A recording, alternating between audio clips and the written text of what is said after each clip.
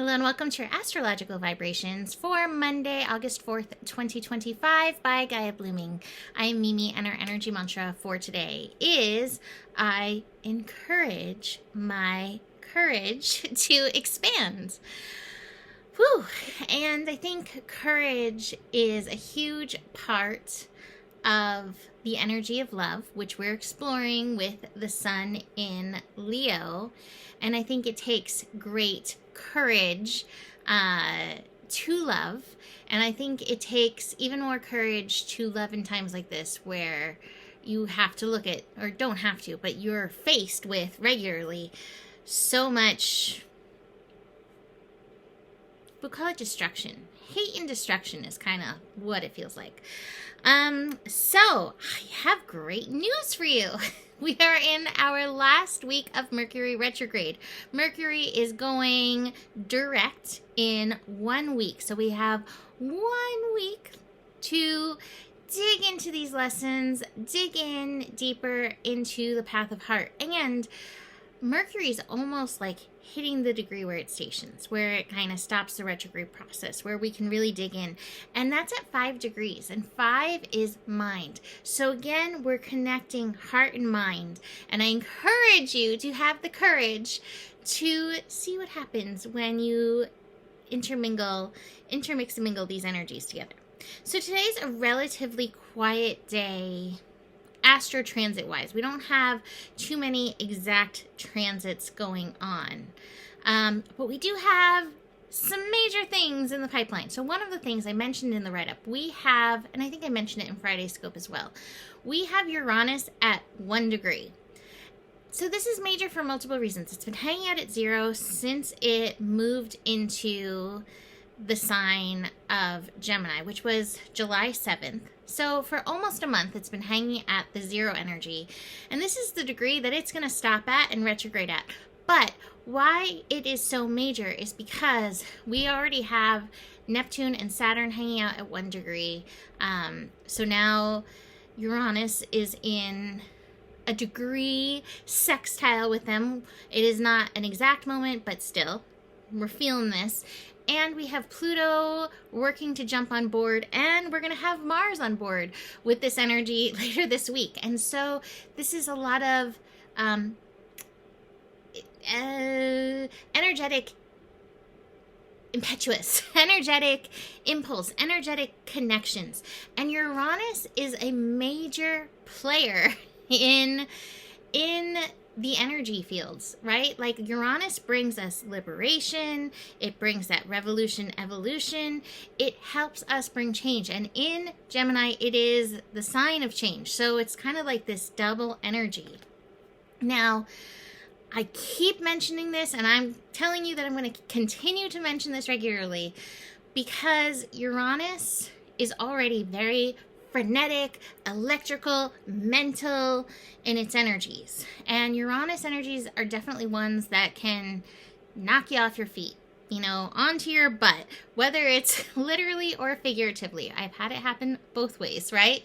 But in the sign of Gemini, which already has a certain strong, airy, knock you off your feet kind of quality already, maybe a little bit more Tarzan, swinging vine to vine to vine. But this combination is really intense. And so regular grounding, regular centering, regular okay, my feet are on the ground, like I am present, that is going to really help. And these energies are only going to increase as Pluto comes closer. Pluto in Aquarius, which is ruled by Gemini, or Aquarius is ruled by Gemini. No, Aquarius is ruled by Uranus. There we go. So that energy is just going to increase this. Taking time to ground, maybe even eating root vegetables. I find myself when air energy increases, I crave potatoes. And I think it's my body's way of being like, okay, we need to ground. Okay, we really need to ground. Like potatoes, potatoes, potatoes, potatoes. It's really funny how much that increases. And so just be aware of it. So that's something that happened. Like I mentioned, Mars is preparing to shift signs. Mars is going to be moving out of Virgo into Libra later in the day on Wednesday. So this means we are going to have some of that 29 Mars Virgo energy, which is a little wonky. So watch for the need to be right. Watch for my way or the highway. Watch for OCD tendencies. Watch for that need to be perfect to creep up on you, and notice where that's holding you back, and notice where you can feed some courage into yourself. So today we have the moon in Sagittarius giving us a broader perspective on all of the things, and the only connection that we have the moon in Sagittarius making today is a connection to Chiron. Chiron, newly retrograde in Aries. And so with Chiron retrograde in Aries, we are working on learning to love the hidden parts of ourselves, learning to love our 100% I am energy, and I would even say learning to love our wounding, because our wounding that we go through on a deeper layer, it has so much wisdom, it has lessons for us, and you know, among everything, the lessons of empathy and compassion. And I think all of us as humans could use an added dose of that oftentimes, right? So with the moon in Sagittarius connecting into Chiron, we can see things from a higher perspective. We can see things from a broader perspective. Not necessarily higher, like I am better than this, but a broader perspective. A lot of times I feel like when we delve into the arena of Sagittarius, we can answer the whys, whether it's with a philosophical layer of things, or just from wisdom, or even just like, oh, I get it. So today may offer you some of that energy. Besides that, the Astro's quietish. Like I said, no super major transits going on today in and through that. And that's good, because again, later this week, we got some stuff. I do want to mention we are building to a full moon. So especially when the moon moves into Capricorn tomorrow, we are going to be feeling that build. And although the moon is in like pragmatic Capricorn, it still can bring up the emotional intensity. And with Mars finishing in the sign of Virgo, again, while that's not super emotional, it can heighten some of our reactional energy. So awareness. I'm going to start with this card. We have participation, which is a very Virgo card, because Virgo to me always reminds us like we want to show up with our whole and holy being, body, mind, spirit, soul, and heart. But this is also feeling like focus on the heart. Make sure you're participating in your experience with the heart. And this also feels like, I'm going to say it, 4 feet on the ground. I know we are two-footed creatures, but maybe it's time to imagine having 2 extra feet just to help ground a little bit more, almost like a tree, you know, like those 4 corners energies. That's what I'm getting with that. I can't help the ridiculousness. It's just there. We also have the slowing down card, and the slowing down card is always a call to slow down, get rooted, especially with some strong fire energies.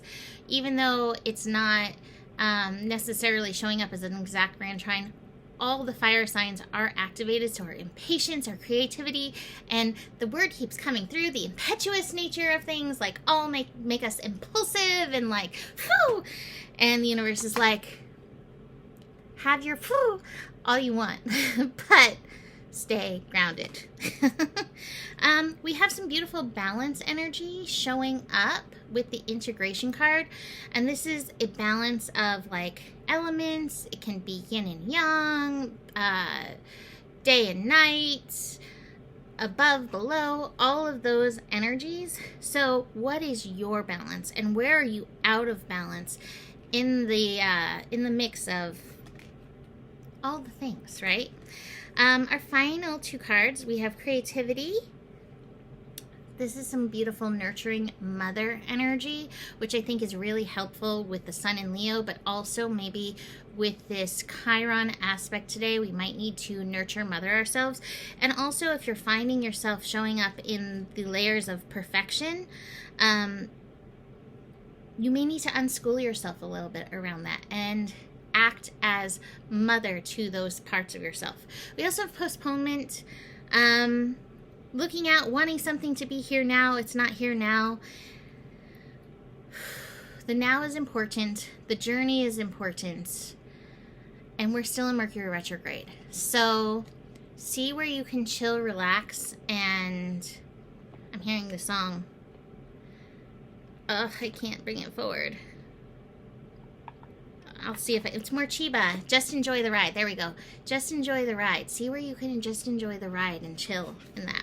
Our card for today is it's okay to be misunderstood. And I think this is such a good layer and lesson for our inner child, because I think we all have those layers where we have felt and maybe even still feel misunderstood. And it's a reminder, like, it's okay. It doesn't make you wrong. It also doesn't necessarily make you right. I think we all crave to be understood, but even being understanding of yourself can be powerful and healing. And I'm just noticing this. There's some things we might not be able to fully communicate to one another, and that's okay. I often feel like I wish I could communicate the pictures that I try to put words to, the feelings that I try to put words to, and all the songs that play as I'm doing the scopes. It's definitely somewhat of a miracle that I can translate all of these energies that are coming through. And I know I'm not the only one like that, right? So I might start doing the scopes in interpretive dance, and maybe that will be a little easier for people to understand. The journaling prompt says, how does it feel to your inner child and your inner adult to be misunderstood? How does your inner child feel when you practice inner safety? And ask your inner child if there's another way they might need to feel safe around misunderstanding. So I'll leave that there for today. You can book a reading with me. Email me, mimiclark@gmail.com. I am going to be posting up the eclipse reading soon. So with August, we do have ourselves entering the approach of the eclipse season. But if you just want some understanding, I can provide quite a bit of that, or just some support with your astro, with the energies that you're moving through. Reach out. Besides that, the better it gets, the better it gets. There's more than enough love in the world for you. You have the power, and may your guiding light be strong, and know that you can trust the process. Namaste.